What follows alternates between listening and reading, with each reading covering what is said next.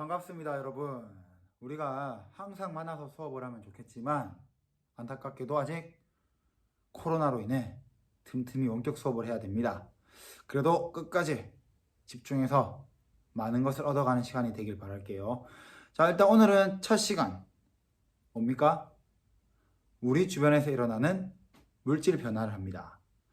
자, 선생님이 여러분과 학교에서 했던 화학식에 대한 기호들 기억나죠? 그것은 앞으로 이루어질 수업들을 위한 매우 중요한 기초입니다. 그 부분들은 선생님이 얘기하지 않아도 틈틈이 보길 바라고, 자, 오늘은 본격적으로 수업을 시작할 텐데, 자, 먼저 여러분들이 잘 알고 있는 물의 변화를, 즉 물의 상태 변화를 얘기해 볼게요. 자, 물은 아주 차가운 0도씨에서는 얼음이다가 열을 받으면 어떻게 되죠? 물이 되었다가 다시 열을 받으면 수증기가 됩니다.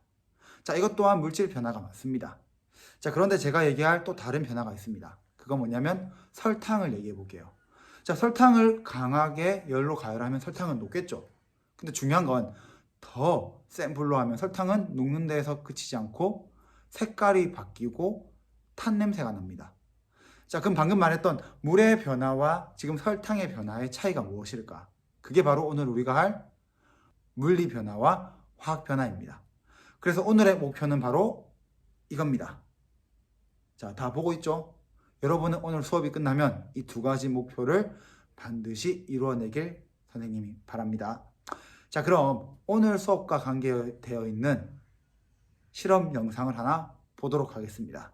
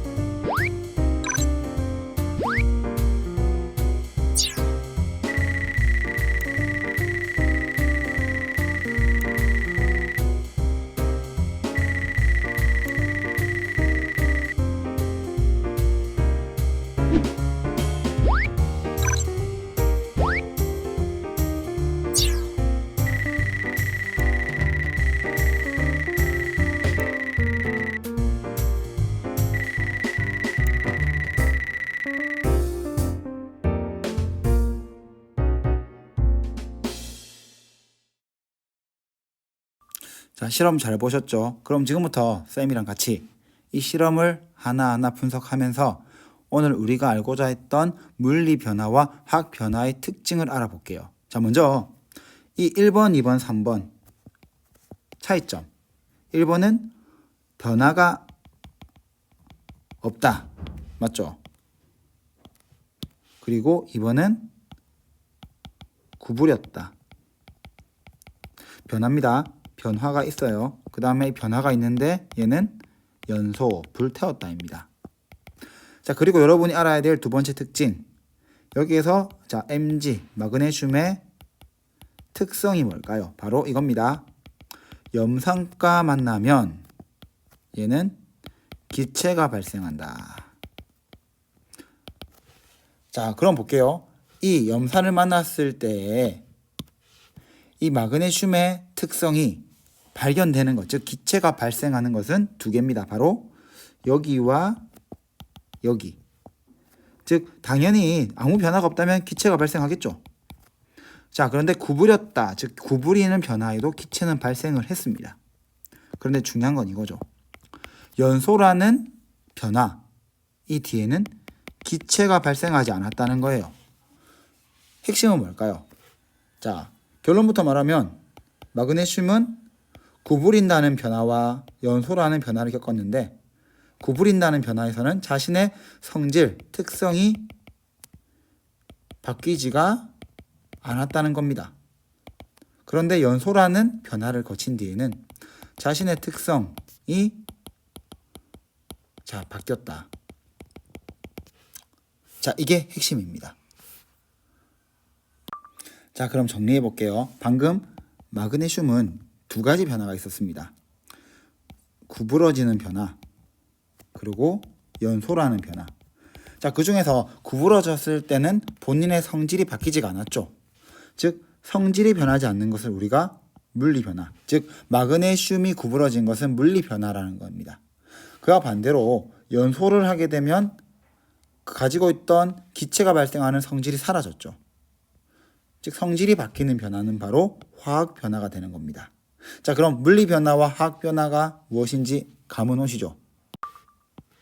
자, 그럼 여러분들이 이제 이게 물리 변화인지 화학 변화인지 구분이 중요하죠. 그래서 먼저 화학 변화가 일어날 때의 특징을 크게 네 가지 적었습니다. 자, 첫 번째, 기체가 발생해요.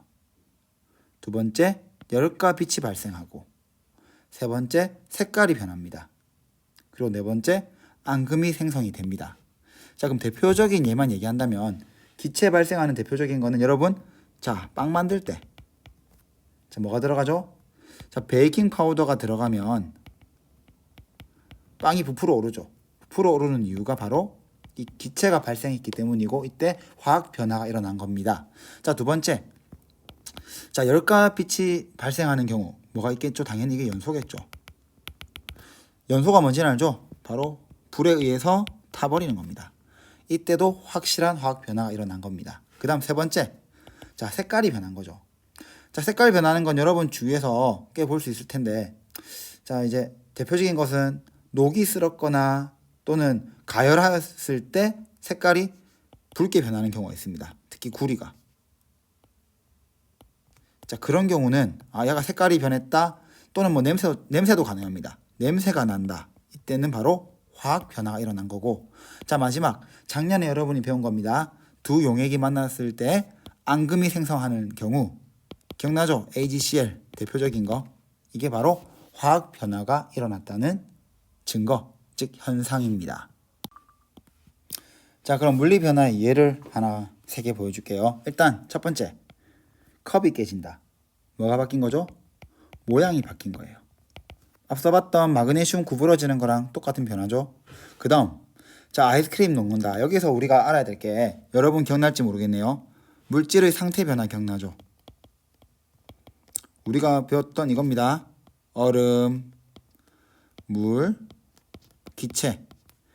이것 또한 물리 변화의 한 예라는 겁니다. 자, 그리고 마지막, 자, 향기가 퍼진다. 자, 이것도 사실 상태 변화와 같은 거죠. 즉 액체의 물질이 기체가 되어 퍼져나가는 확산 역시 물질의 물리 변화로 볼 수 있습니다. 자, 그 다음 보여줄 거는 화학 변화의 예입니다. 자, 첫 번째, 양초가 타죠. 자, 양초가 타는 거는 아까 배웠던 연소가 되겠죠. 자, 그 다음 철이 녹슨다. 이건 공기 중에 산소하고 물이 철을 만난 거예요. 그래서 산화되는 반응입니다. 자, 그 다음 포도가 있는 거는 광합성이 일어난 겁니다. 광합성. 그래서 새로운 당분이 생겨나는 광합성. 이것 또한 화학 변화입니다. 자, 이렇게 해서 화학 변화 이해는 끝났고, 선생님이 준비한 물리 변화와 화학 변화의 영상을 하나 보고 오겠습니다. 초를 녹였다가 굳혔다가 부쉈다가 그릇에 넣었다가 다시 녹였다가 그대로 굳히면 초의 성질은 달라질까? 물질의 모양이나 상태는 변하지만 물질의 성질이 달라지지 않는 현상. 이것은 바로 물리 변화. 초에 불을 붙이면 초가 탄다, 빛을 낸다, 열을 낸다. 그리고 초의 크기가 점점 작아진다. 초가 타면 빛과 열을 내며 공기 중에 새로운 기체가 생기는데 성질이 전혀 다른 새로운 물질로 변하는 현상. 이것은 바로 화학 변화. 물질의 모양이나 상태는 변하지만 물질의 성질은 변하지 않는 현상을 물리 변화라고 하고, 어떤 물질이 성질이 전혀 다른 새로운 물질로 변하는 현상을 화학 변화라고 한다.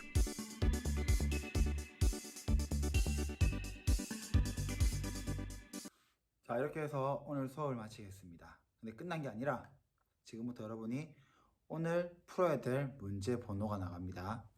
저번 주에 줬던 학습지 기억나죠? 그 학습지에 지금 선생님이 그때 보여주는 이 번호의 문제를 다 풀어서 다음 주에 가지고 와야 됩니다.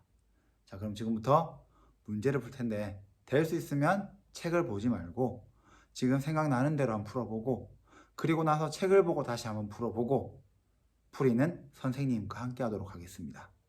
그럼 수고하셨습니다.